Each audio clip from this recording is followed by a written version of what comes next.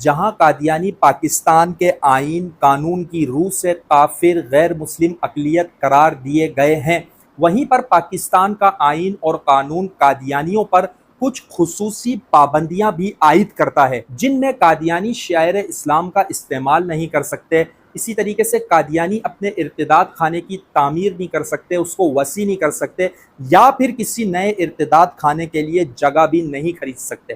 کراچی کے علاقے صدر پریڈی میں واقع قادیانیوں کا ایک ارتداد خانہ ہے، جس میں شعائر اسلام کو استعمال کیا گیا اور مسلمانوں کو گمراہ کرنے کی کوشش کی گئی۔ 29 ستمبر 2022 کو عبد القادر پٹیل اشرفی نامی ایک شخص کی مدعیت میں کراچی صدر پریڈی تھانے میں ایک مقدمہ درج کیا گیا۔ وہ مقدمہ قادیانیوں کے ارتداد خانے میں شعائر اسلام کو استعمال کرنے کے خلاف تھا۔ چونکہ قادیانیوں نے اپنے ارتداد خانے کی چھت پر مینار اس قسم کے تعمیر کروائے تھے کہ جو دیکھنے میں مسجد کا منظر پیش کرتے تھے، اور جس سے مسلمان گمراہ ہو رہے تھے کہ یہ منظر جو ہے ایک مسجد کا ہے اور یہ شعائر اسلام ہے۔ جب یہ مقدمہ درج ہوا، اس مقدمے کو درج ہوئے آج 25 ماہ کا عرصہ مکمل ہو چکا ہے،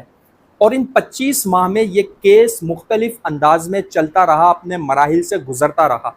اب یہ کیس اختتامی مراحل میں داخل ہو چکا ہے، تو میں اس کی کچھ ڈیٹیلز آپ کے سامنے رکھنا چاہتا ہوں۔ اس کیس کے وکیل منظور راجپوت ایڈوکیٹ کے مطابق قادیانیوں نے شعائر اسلام کو استعمال کیا ہے، اور 298 بی اور سی کی دفعات ان کے خلاف اس میں استعمال ہوئی ہیں، اور وکیل کے مطابق انہوں نے عدالت میں اس چیز کو ثابت بھی کر دیا ہے کہ یہ شاعر اسلام کو انہوں نے کھلے عام استعمال کیا ہے۔ اس کے ساتھ ساتھ اس کیس کا جو دوسرا پہلو ہے، اس کے مطابق قادیانی اپنے ارتداد خانے کی تعمیر یا اسے جو ہے وہ وسیع نہیں کر سکتے، اس کے لیے 1 انچ بھی جگہ نہیں خرید سکتے۔ اس حوالے سے وکیل کا کہنا یہ تھا کہ عدالت میں جو قادیانیوں نے اس صدر میں واقع ارتداد خانے کے حوالے سے جو دستاویزات جمع کرائی ہیں، ان دستاویزات کے مطابق یہ ارتداد خانے کی جگہ 1862 میں لی گئی، یعنی کہ اس جگہ کے جو پیپرز ہیں وہ 1862 کے ہیں۔ اور حقیقت سن کے آپ کو حیرت ہوگی کہ قادیانی مذہب 1889 میں معرض وجود میں آیا۔ غلام مرزا قادیانی 1889 میں اس مذہب کی بنیاد رکھتا ہے اور جھوٹے نبی ہونے کا دعویٰ کرتا ہے، جبکہ یہ ارتداد خانہ 1862 میں خریدا گیا۔ اس حوالے سے وکیل منظور ایڈوکیٹ صاحب کافی پرعزم اور پر امید ہیں، اور ان کے مطابق یہ کیس ہمارے حق میں مضبوط بھی ہے، اپنے اختتامی مراحل پر ہے، اور اس کیس میں نامزد جو ملزمان ہیں ان کو سخت سزائیں دی جائیں گی۔